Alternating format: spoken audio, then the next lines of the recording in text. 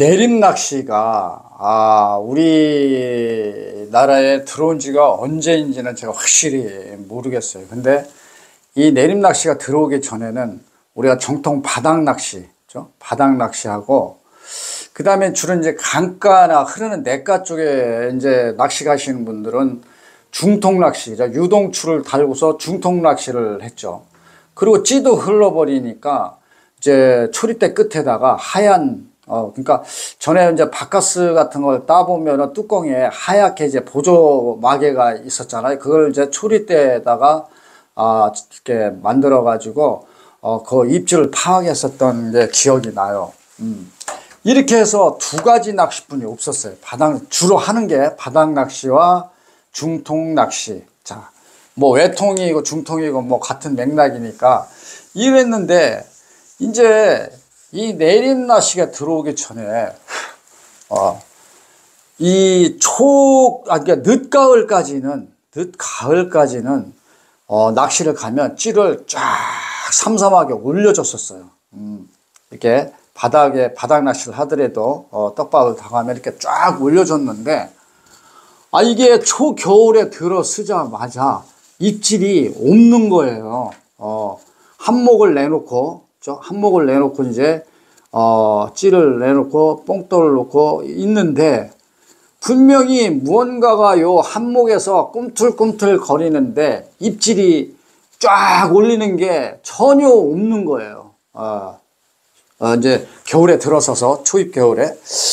그래서 붕어가 지금 먹이 활동이 굉장히 둔화됐구나. 날씨에 물이 차서 둔화됐구나. 그래가지고 뽕돌을 약간 이제 가볍게 좀 예민하게 해준다 해서 예민하게 하는 것은 뽕돌뿐이 없잖아요. 그죠? 그래서 뽕돌을 딱 깎았어요. 조금. 그랬더니 찌가 한 마디가 더 올라와요. 그죠? 한 마디가 딱 올라오는데 요때 한 마디가 깜박거리더라고요. 그래서 딱 채니까 붕어가 나오는 거야. 이게 굉장히 붕어와 입질이 지금 둔해졌구나. 이제 겨울이구나. 예민한 그런 입질을 하는구나. 그래서 이제 그 다음에 몇 주 있다가 또 낚시를 가니까 더 이제 기온이 내려갔죠. 그래서 한목 깎은 두목의 그 뽕돌과 같이 똑같이 해서 또 낚시를 시작했는데 또 입질이 없는 거예요. 그래서 더 예민하게 하기 위해서 또 깎았어요. 한번 조금 더 깎아서 삼목이 나올 정도로 깎으니까 납이 이제 뜨기 시작하는 거겠죠. 그죠? 해가지고서 이렇게 해서 살짝 뜨겠죠. 이 얘기는 뭐냐면은 또 오목까지 또 입질, 그 다음에 또 한겨울에 또 추울 때 가면은 입질이 없으면 또 깎는 거예요. 그래서 깎다 보니까 오목까지 깎았다는 얘기는 이런 현상이 나오는 거죠. 그죠? 뽕돌이 올라섰다. 이게 바로 내림 낚시와 같은 맥락이에요. 그래서 저희들은, 한겨울에, 이렇게 해가지고 뽕돌을 깎으면서 겨울에 낚시를 극복한 거죠. 그러니까 이게 생각나시면, 올해 낚시를 하신 분들은 이런 낚시를 하신 분도 있었을 거예요. 그러니까 이게 어떤 것이냐면은 우리는 이미 전에 한겨울에 이러한 걸로 내림 낚시와 같은 맥락을 낚시를 했다. 그러니까 뽕돌을 깎으면서 뽕돌을 세웠다는 얘기죠. 그죠? 뽕돌로 인해서 슬로프를 준 거예요. 근데 지금 내림 낚시는 편납을 정해놓고서 찌를 올림으로 인해 가지고서 슬로프를 주는 거죠. 그죠? 우리는 예전에는 뽕돌을 깎아서 슬로프를 줬지만 여기는 이 찌를 내려가면서 슬로프를 준 거예요. 그래서 제가 이제 이러한 원리로 제가 이제 동영상을 처음에 그 바닥 낚시를 예민하게 하는 바닥 낚시 한번 올린 적이 있었는데, 그래서 이 챕이에요. 제가 이제 요 챕인데 요 합사는 0.8이에요. 0.85. 0.8이고 요 좁쌀이 4호예요. 4호. 그러니까 찌를 제가 아주 예민하게 만들었는데 위에는 튜브고 요게 하는데 요게 바로 무게가 좁쌀뽕돌의 무게예요. 이 찌가 그 정도 예민하죠. 편납으로 보면은 편납이 이 정도예요. 이 정도. 이걸 홀더에다 감기도 참 어려울 정도로 이렇게 요 무게거든요. 자, 이렇게 해서 이 원줄에 찌를 달아서 이렇게 낚시를 하는 거예요. 그죠? 바닥 낚시죠. 바닥 낚시. 자, 바닥 낚시. 자, 그런데 이게 어떤 원리냐면은 요 찌가 원래는 바늘이 없을 경우에 찌가 있었는데 뽕돌, 좁쌀뽕돌이 있고 있잖아요. 그죠? 이렇게 있으면 바늘을 달고서는 삽목이에요. 요 수족관에 띄워보면 삽목이 나와요. 바늘까지 달고서 띄워보면은 삽목이 딱 나오는데 바늘을 제거시키면 오목이 나와요. 그죠? 그렇게 얘기하면은 바늘 무게가 이목을 차지한다는 얘기죠. 그죠? 그 얘기잖아요. 그래서 이것을 이제 수심 체크를 하는데 우리가 수심 체크를 하게 되면은 이제 지우개를 달고 바닥에 이제 닿는 면에서 지우개를 달고 일목에다 맞추려고 또 내리고 몇 번을 하잖아요. 그런데 그냥 한 몇 번에 만약에 딱 던져서 사목이 나왔다 하죠. 그러면은 그 표시 고무를 사목에다 맞추면 되죠. 맞춰놓고 이 사목을 밑으로 내리면은 되겠죠. 그죠? 내리면은, 요게 수심이 이제 체크가 딱 지면으로, 끝에 지면으로 수심 체크가 되는 거고, 내가 한 목을 내놓고서 수심 체크를 하겠다 하면은 세 목만 내려주면 한 목만 남겨놓고 여기에 맞춰주면, 되겠죠. 그죠? 요렇게 해서 빨리 하는 방법이 있어요. 자, 하시는 분들은 대부분 알겠지만, 자, 그러면은 이것을 수심 체크를 하게 되면, 지우개를 달고, 두 바늘에다 지우개를 달고, 뽕돌을 놓고서 사목에 나오면, 그죠? 사목에다 나오면은 지면에 닿다는 얘기예요. 그죠? 여기에는 떠 있는 상태에서니까 삽목인데, 바늘이 지면에 지우개로 내서 바늘을 여기에 딱 닿다는 얘기는 벌써 이제 사목이 됐다는 거예요. 그렇죠? 사목이. 그러면은 이제 오목이니까 바늘을 상쇄시키면 오목이잖아요. 그죠?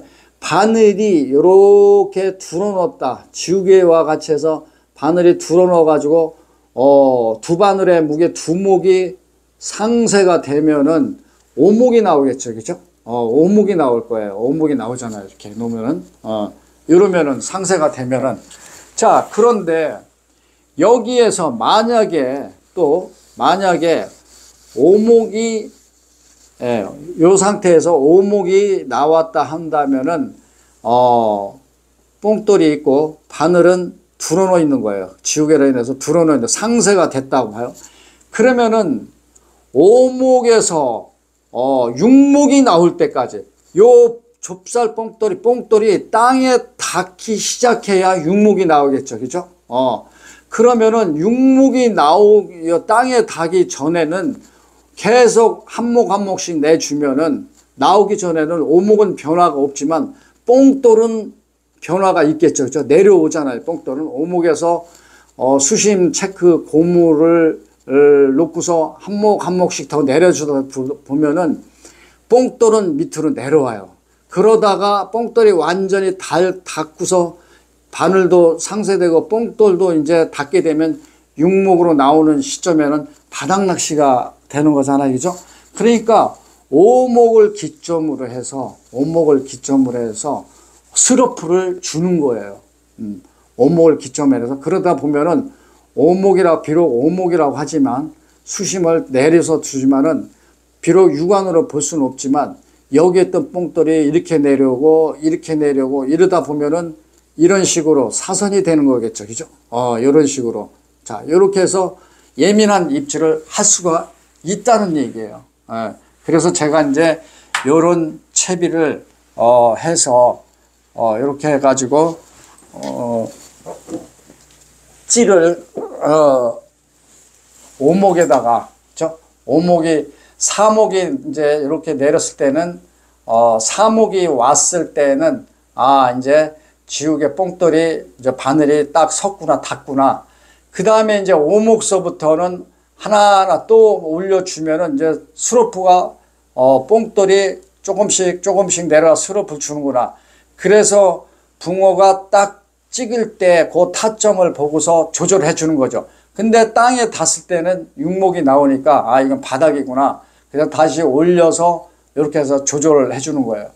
그리고 이제 요거는 제가 엉키지 말라고 스토퍼를 이렇게 해가지고 만들어가지고 엉키지 않게 이렇게 해줬어요. 근데 시중에 요게 나오더라고요. 여기 껴가지고 요게 이제 뭐라고 써있냐면은 멈춤 분할 쌍락 스토퍼라고 나와 있어요. 근데 요게 몇 개 안 되는 게 3,000원이고 또 일반 낚시방에는 없는 데가 많더라고요. 인터넷 찾아서 했는데 택배비 포함해서 또 5,000원 몇 개 안 돼서 그러는데, 그래서 제가 뭐 한 번만 만들면 어렵더라도 이렇게 만져서 조작하기 어렵지만 만들니까 또 돈 안 들이고 할 수가 있더라고요. 자, 이렇게 해서 이제 이런 식으로 스로프를 이렇게 주면서 타점을 잡는 거죠. 그렇죠? 붕어가 제일 먹기 좋게끔.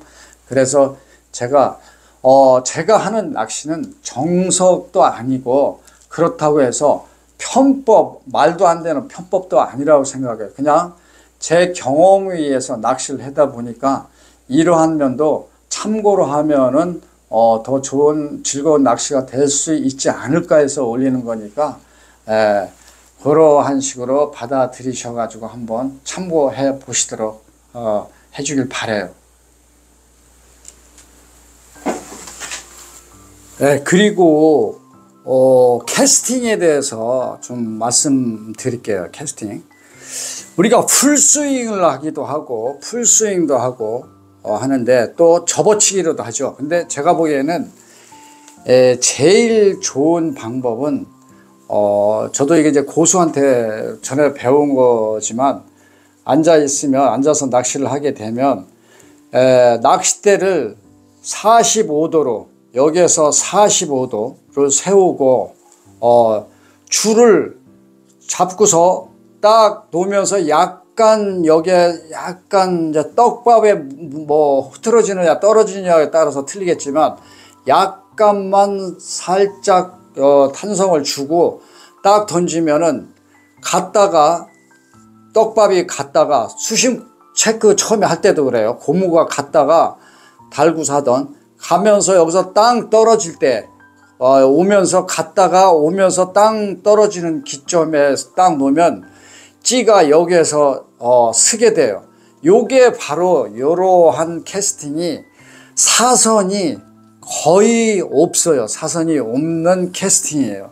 요것도 한번 참조해 보시길 바래요. 왜냐하면